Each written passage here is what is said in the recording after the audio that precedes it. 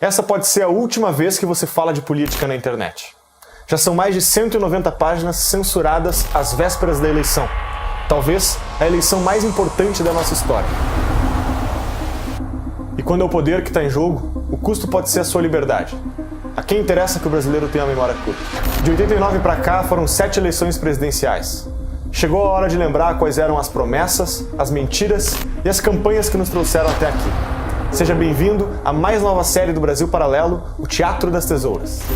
Todos os episódios serão gratuitos. E para fazer isso, contamos com pessoas como você, que adquirem o nosso conteúdo exclusivo e garantem a continuidade da nossa missão. Preparamos um conteúdo exclusivo sobre os bastidores desse teatro. Reunimos especialistas para analisarmos os discursos, a ciência política e as técnicas de marketing que definiram as vitórias até aqui. E você também pode fazer parte da assinatura do Brasil Paralelo. Com um único pagamento, você pode ter acesso a todo o conteúdo exclusivo produzido até aqui e tudo que ainda vamos produzir nas próximas séries. Se queremos recuperar a nossa cultura e mudar o Brasil, precisamos de você como protagonista. Fique agora com a série O Teatro das Tesouras e até breve.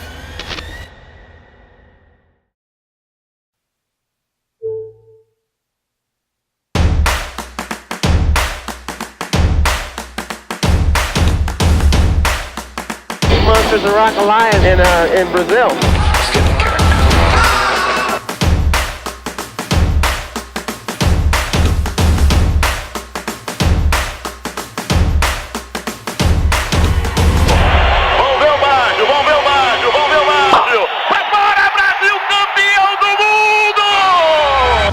Em 1994, Lula achava que era sua vez de carregar a faixa de presidente. Mas ele não contava com o surgimento de um novo personagem na disputa. O governo conseguiu passar essa lei que disciplina a relação das dívidas dos estados. O que interessa é resolver o problema das pessoas. Legislação que levasse ao debate. Que trate dos grandes problemas dos pequenos. O Brasil estava preso em um ciclo inflacionário. O plano Collor havia fracassado e o vice que assumiu também não deu conta do recado. A consequência? Uma economia menos produtiva, com menos produtos disponíveis e com a mesma demanda de consumo. Peguei o último, né? O que eu posso fazer? Pelo menos um. A solução desses problemas estava em primeiro lugar como critério para definir o voto naquele ano.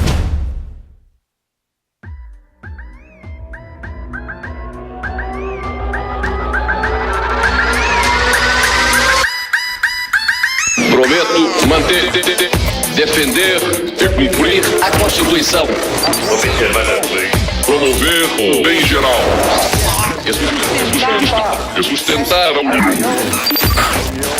a integridade e a independência do Brasil.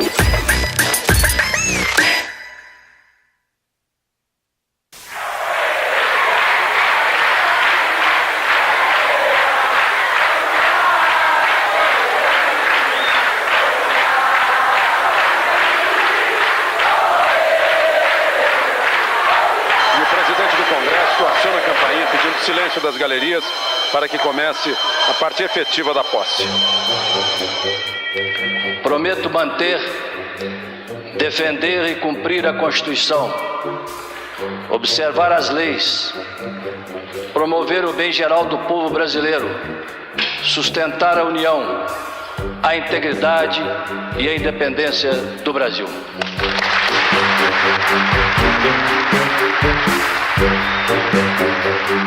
Depois da renúncia de Collor em 92, Itamar Franco assumiu a presidência. Sem adversários à altura, Lula deixou de ser só o líder dos trabalhadores para ser também o provável vencedor da próxima eleição. Lula mantém a liderança e foi o que mais cresceu. Se a eleição fosse hoje, Luiz Inácio Lula da Silva, do PT, ficaria em primeiro lugar, com 39%. Na última pesquisa, ele tinha a preferência de 36% dos eleitores. As intenções de voto indicavam Lula como futuro presidente, e o PT já estava escolhendo os ministros. O Lula tem uma bancada no Congresso Nacional que não teve um nome envolvido na CPI do Collor, um nome na lista do jogo do bicho. Tem uma bancada que tem ética na política. A esperança em Lula era tão grande que em abril de 1993, o presidente do PSDB admitiu a intenção de formar uma aliança com o PT para concorrer em outubro. Mas o sonho de Lula de finalmente ser o presidente do Brasil começou a desabar. O novo ministro da Fazenda, Fernando Henrique Cardoso, se reúne com os líderes do PSDB. O principal assunto foi uma estratégia para evitar choques entre o partido... Em maio de 93, o desconhecido Fernando Henrique Cardoso foi nomeado pelo presidente Itamar Franco para o cargo de ministro da Fazenda. A missão de FHC era acabar com a inflação que chegava a 1.348%. O desespero do brasileiro pesava em seus ombros. Quem tiver realmente amor à melhoria de condição de vida do povo, tem que ter um olho muito pregado na inflação. A pessoa que entra num lugar novo não deve começar quebrando cristais, não. Deve começar a olhar com atenção. O que estiver funcionando bem não há por que mexer. O que estiver funcionando mal se troca. Depois toda a plateia aplaudiu de pé o novo ministro da Fazenda. Em agosto de 93, Fernando Henrique juntou uma equipe de economistas para montar o Plano Real. Em 1994, o projeto foi anunciado. Nós estamos desenhando um programa econômico de estabilização para um país de alta inflação, com crescimento econômico e uma sociedade aberta e democrática que nós queremos mantê-la assim. Depois de décadas de inflação, o Plano Real tirou o Brasil da queda livre. Foi eficaz, estabilizou a economia e aumentou o poder de compra da população. Primeiro vem o ajuste fiscal, um corte de 22 bilhões de dólares no orçamento, ou 5 trilhões e meio de cruzeiros reais.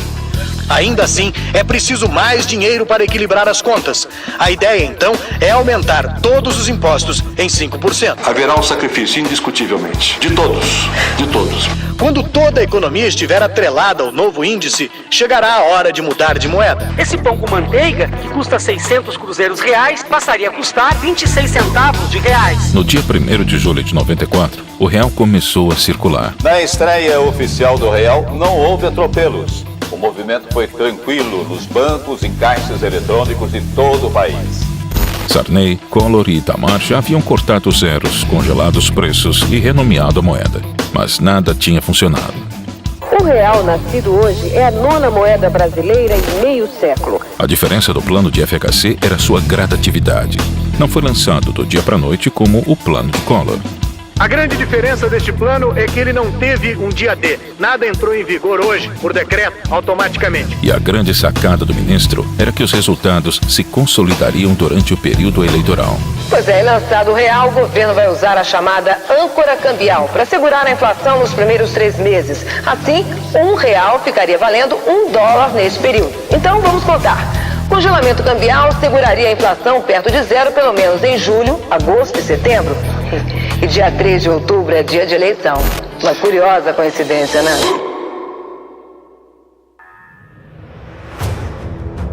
Eu quero ser um presidente que trate dos grandes problemas dos pequenos, mais humildes. Porque a maioria dos governos sempre tratava dos pequenos problemas dos grandes. Agora, conhecido pelos brasileiros, Fernando Henrique se demitiu do cargo de ministro para ser candidato à presidência pelo PSDB, partido que 1 ano antes queria formar chapa com Lula. Eu vou ser presidente da República e de mãos dadas com o Tasso, nós vamos mudar o Brasil! Nós vamos mudar o Brasil! O sucesso do Plano Real tornou o FHC um forte concorrente na corrida eleitoral. Agora, Lula tinha um adversário e o Plano Real era a pauta dessa briga. Imediato, é preciso ver no longo prazo se a economia brasileira resiste. Esse plano foi feito com cuidado, com muita objeção do PT, do PDT que atrapalharam, mas nós vamos fazer. A continuidade da medida que acabou com a inflação dependia da vitória de FHC nas urnas. O PT, liderado por Lula, era uma ameaça ao plano. E esse Plano Real não se sustenta e põe a campanha porque o pessoal que está junto com o Fernando Henrique Cardoso não quer estabilidade nesse país, até porque são eles. Foram eles que criaram todos os planos e foram eles que derrotaram todos os planos. A disputa ia começar.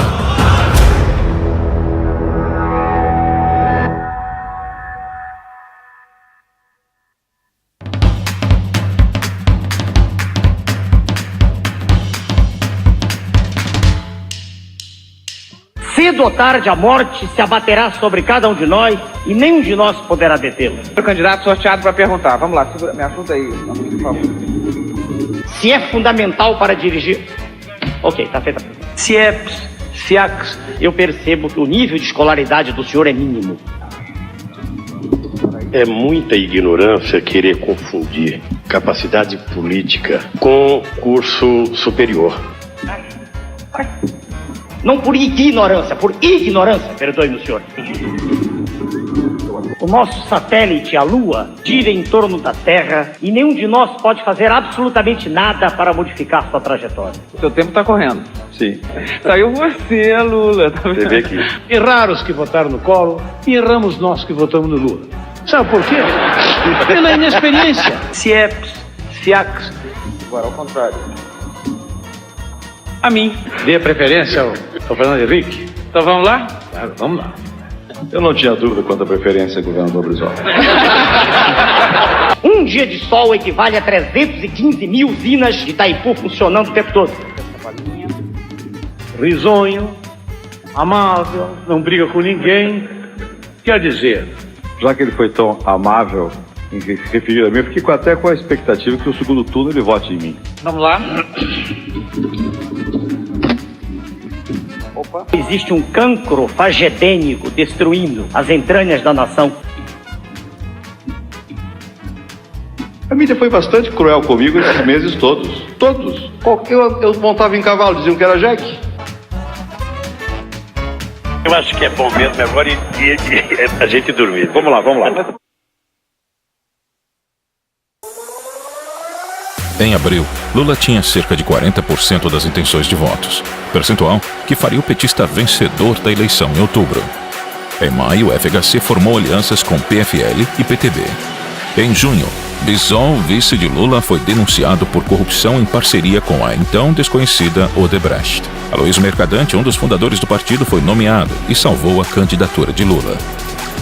Em julho, Lula ainda era o líder nas pesquisas, mas sua vantagem não era mais a mesma. Queda de 5 pontos percentuais na diferença entre o candidato do PT, Luiz Inácio Lula da Silva, e Fernando Henrique Cardoso, do PSDB. Em agosto, o Plano Real dava resultado. O poder aquisitivo da população, que por anos foi destruído, finalmente aumentou.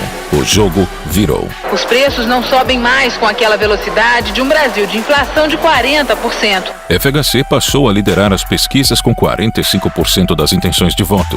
Lula diminuiu para 23%. A minha candidatura lidera as pesquisas em todas as regiões do país. Era hora da crise no PSDB. O petista Chico Vigilante denunciou o candidato a vice de FHC, Guilherme Palmeira, por receber propina da empreiteira sérvia. Marco Maciel, senador pelo PFL, foi nomeado no lugar de Palmeira e o escândalo não abalou a FHC. Com ampla vantagem nas pesquisas e a vitória de FHC quase certa, a última esperança de Lula surgiu em setembro. A saída do ministro Rubens Recupero surpreende o país. Fernando Henrique Cardoso fez questão de desvincular as declarações do ex-ministro Recupero com a candidatura dele. Na conversa, Recupero, um dos articuladores do Plano Real, disse que o plano foi usado como propaganda para beneficiar a candidatura de Fernando Henrique. Não tem nada a ver, isso é questão de governo. Ele não está em campanha comigo. A conversa foi captada por antenas parabólicas e amplamente divulgada pela mídia. E foi assim que uma pessoa em Brasília flagrou as declarações do ministro e gravou tudo. E o Brasil conheceu os bastidores do Recupero. Eu não tenho escrúpulo, o que é bom a gente fatura, o que é bom. Porque o que o ministro acaba de fazer é brincar com o sentimento de uma nação. É a candidatura oficial. Meus adversários querem derrubar a minha candidatura de qualquer jeito. 2 dias depois, Recupero renunciou ao cargo. Quem o substituiu foi Ciro Gomes, na época filiado ao PSDB. A equipe está feliz com a designação do Ciro e o Brasil também. Para desespero do PT, mais uma vez a popularidade de FHC não sofreu abalos após a crise. O golpe final contra Lula aconteceu ainda em setembro. O Plano Real, criado por FHC, diminuiu a inflação para 1,95%. A inflação desse mês não vai passar de 2%. Eu desafio quem desminta isso. Quanto mais o Plano Real dava certo, mais FHC era desejado na presidência.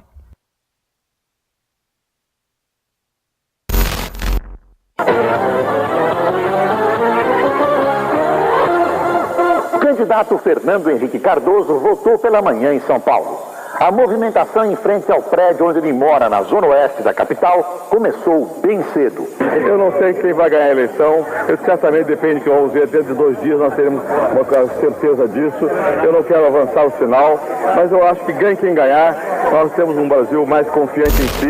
Às 11 da manhã aumentou o burburinho aqui em frente a um colégio da Zona Sul de São Paulo. O candidato Fernando Henrique estava a caminho para votar. Como todos os eleitores, preencheu as cédulas uma de cada vez.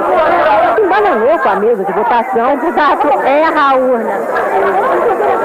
E quase teve um voto revelado por uma câmera indiscreta. Lula votou em São Bernardo do Campo, confiante de que vai para o segundo turno. 9 da manhã, começava o dia de Luiz Inácio Lula da Silva. E esse café seria o café da manhã de um derrotado? Sim, mostravam todas as pesquisas.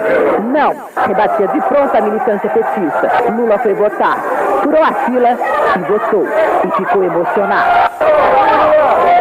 Depois desse gesto, Lula mudou, ficou mais confiante e prometeu: a eleição teria um segundo turno. Quando a gente vê esse mundaréu de gente na rua, quando a gente vê essa garra na rua, a gente tem certeza que vai ganhar essas eleições. No dia 4 de outubro de 1994, as urnas terminaram de ser apuradas e confirmaram o que todos já esperavam. FHC derrotou Lula no primeiro turno com 54% dos votos, contra os 27% do candidato do PT. Galera. Defender e cumprir a Constituição, observar as leis, promover o bem geral do povo brasileiro, sustentar a união, a integridade e a independência do Brasil.